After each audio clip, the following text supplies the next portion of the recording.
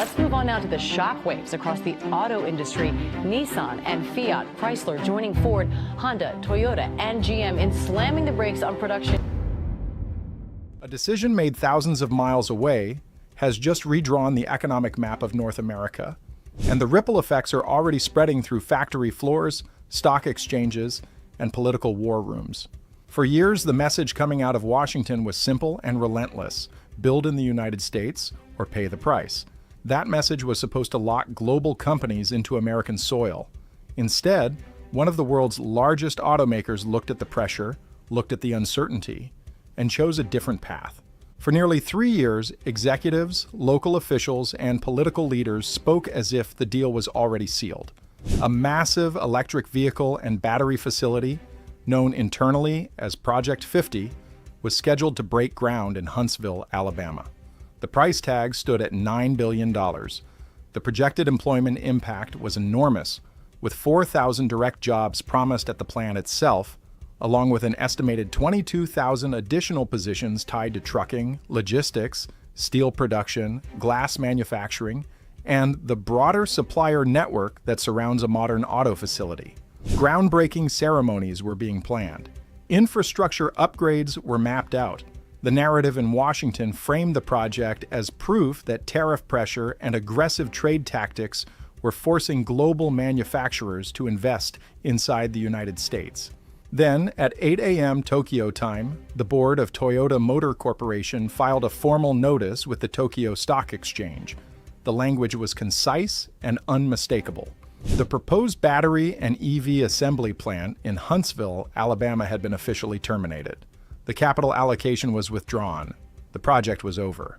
What followed in that same filing carried even more weight.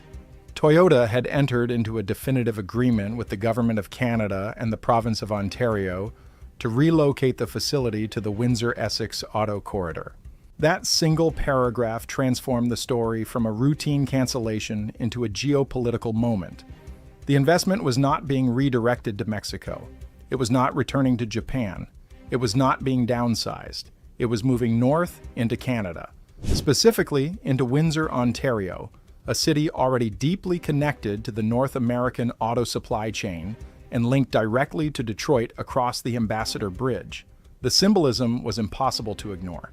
The United States market remains roughly 10 times the size of Canada's. Labor costs in Canada are not bargain basement. The move was not about chasing cheaper wages or a larger domestic customer base. It reflected a different calculation, one rooted in risk management and long-term predictability. Over the past year, trade rhetoric from Washington intensified. Tariff threats expanded beyond China and extended toward long-standing allies. Public statements floated the possibility of tearing up the United States-Mexico-Canada agreement.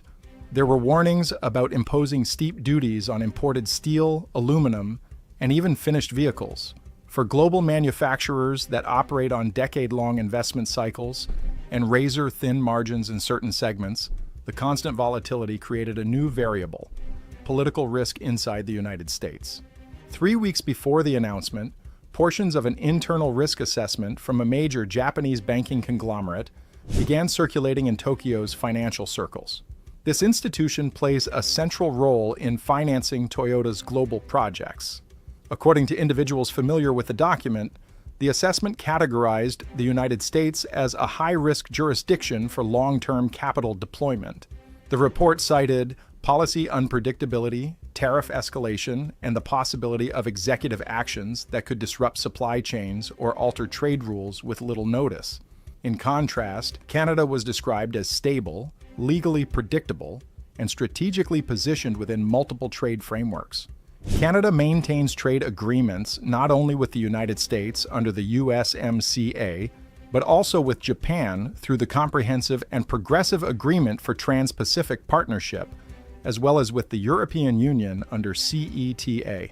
From a supply chain perspective, building in Windsor provides access to the U.S. consumer market while remaining physically outside the reach of direct executive control from Washington. Vehicles assembled in Ontario can still move south across the border under existing trade rules, and components sourced from Japan or Europe can enter Canada under favorable terms. On the ground in Alabama, signs of trouble appeared before the formal announcement. Local reporters observed that site preparation work slowed dramatically in the 10 days leading up to the filing. Heavy machinery that had been grading land was quietly transported away. Contractors reported pauses in scheduling. The groundbreaking event, once treated as imminent, faded from the public calendar. When local officials sought clarity from federal contacts, responses were limited. Attention in Washington was focused elsewhere, including escalating disputes with the European Union over tariffs. Financial markets reacted quickly.